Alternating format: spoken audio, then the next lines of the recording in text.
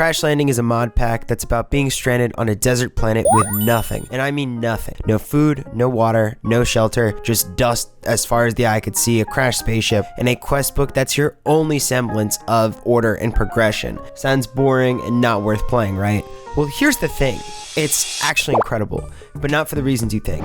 Crashlanding is one of the older mod packs releasing on May 31st, 2014 on Minecraft 1.6.4. That was over a decade ago. To put things into perspective for current players, this is back in the era where you could still spam click swords to fight. Key features like the coal block, carpets, and new resource pack systems have just been introduced to the 1.6 update series. This mod pack is ancient, and if you remember this coming out, you're like Unk status, okay? Like when you go to a movie theater, they ask you if you want the discount. This mod pack has left an imprint on me as much as I remember people watching it back through the day, and I watched a lot of playthroughs of it. Some people watch Sunday. I personally watched Etho play through this mod pack, so I actually tried this for myself, and I expected to be disappointed, but actually it was almost better than what I could have ever imagined.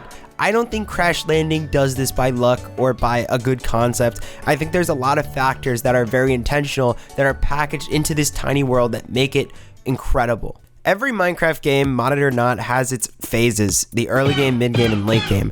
In early vanilla Minecraft, you start out by punching wood and looting a shipwreck, and in the middle game, you might go to the nether, you might start some basic farms, and in the late game, you have any farm that you could imagine, you have elytra, you have every single thing you could ever want. And the same concept usually applies to mod packs, but more so with mod packs, they'll introduce some technical element or they'll introduce some magic element, but it's generally the same kind of gameplay loop or the same progression status. And the reason this kind of happens is to assimilate the player and to let the player go at its own pace. Minecraft is mainly about letting the player just do whatever they want, but Crashlanding isn't like that. Crashlanding flips that script. You start out with two relentless meters in the bottom left of your corner of your screen, the temperature meter and the water meter. You learn very, very quickly that ignoring either results in a swift, embarrassing dehydration or heat stroke, which will cause the game to be almost unplayable for you if you aren't careful with managing either or. The first quest tells you to find two fluid transposers, which give you a camel pack, which is your water gauge and your saving grace in this eternal wasteland. Side note, whenever you actually complete a quest line or anything in the book, you get this really cool little jingle.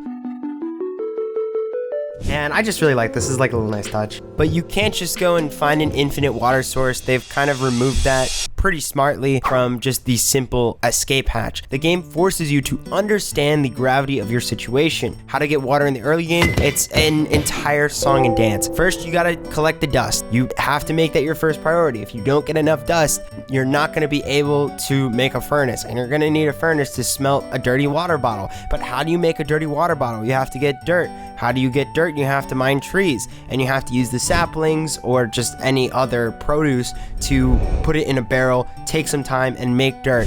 And after you make that dirty water bottle and you smelt it into a regular water bottle, it still is only efficient enough for a couple minutes. You only fill up 1/4 of your entire camel pack. You are racing against the clock, trying to hydrate yourself enough just to survive a couple days while you find a more efficient and sustainable water source. The early game packs this incredible punch at you that feels like every time you play, it is incredible stakes immediately. It raises the tempo, making you, the player, want to desperately overcome the hurdles.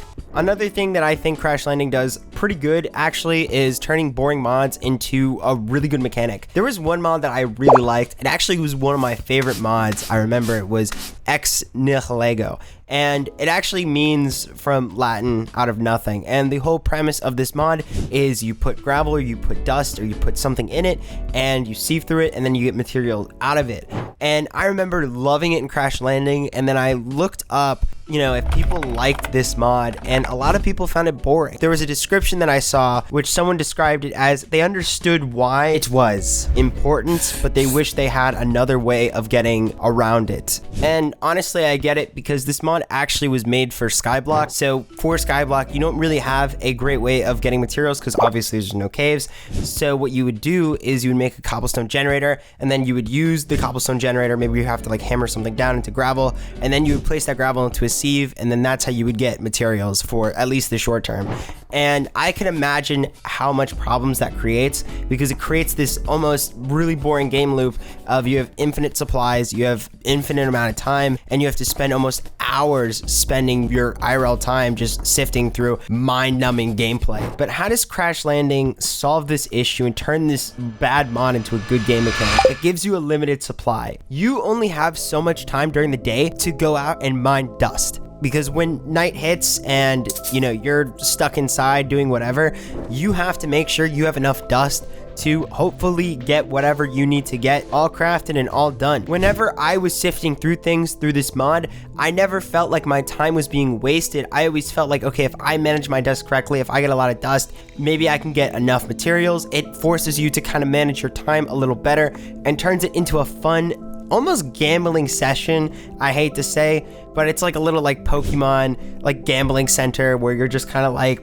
hoping to get enough coins to, I don't know, get like a really cool prize. Some other niche things I would like to mention is first sync. I really like the fact that they added the sync mod.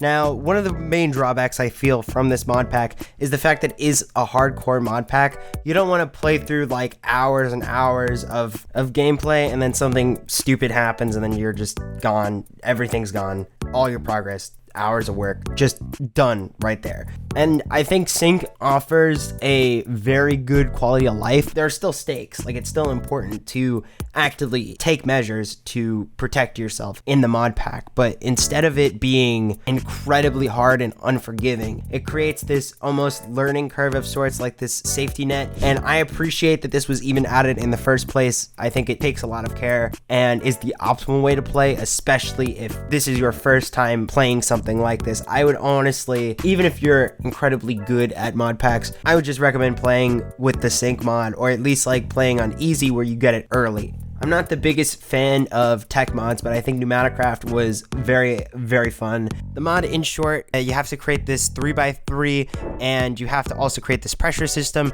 and you have to be careful not to go over the limit or everything could explode. You use it to get certain materials. I think a lot of the seeds were very fun to get and to use, and you would use it to create even more machines and to use it for optimizations. I personally remember watching Etho create a lot of drones and some drone systems. Overall, there's just a lot of variance with it and a lot of stuff that you can do where I don't think it's too difficult to learn, but it's also not unfun. One thing I really like with the Tinker's Construct mod is the fact that you actually can't even use the tools. Like, you can craft the tools, but they only have one durability and you can't even change that. So it forces you to use the Tinker Construct tools and to get familiar with the system, which is very important because later on you're going to have to go to like a city or something to get your own smeltery, which is very, very important. You're going to have to familiarize yourself with Tinker's Construct, and it pushes you into that direction and away from the regular gameplay loop, which I think is amazing. But here's where things kind of get complicated. So far, I've painted Crashlanding as this masterpiece of game design, and honestly, its early game is that good. But the late game and mid game are kind of not. The problem with Crashlanding is it's front loaded. You've got maybe 10 to 15 hours of incredible gameplay, but then you kind of get into the tech, then you kind of get into the optimizations and everything. And I think if you're going to play this mod pack for that, there's other things that are better. And it just doesn't hold up to that same degree. Like, you can grind out the 50 hours of gameplay throughout this entire mod pack, but sometimes it might not be the greatest thing all the way through. I think the food system is a little annoying at times, and I hate the nerf cities. I think that the cities were a lot better in the second version, but I can't even find that because the Curse Forge only has the latest version, so that's the one you're probably going to have to play with. My intention with this video is to showcase the really good early game design so you, the player, know what to expect and what to look out for. If you enjoyed this mod pack, I encourage you to go in the description down below and join the Crashlanding Discord server where you can learn how to install it, because as of right now, 1.6.4 is not supported on the current Java version, and it teaches you how to install it because I think this is one of the greatest mod packs ever, and you should do yourself the justice and the service to look at one of the pioneers of one of the best quest book mod packs that has ever been created. Thank you for watching.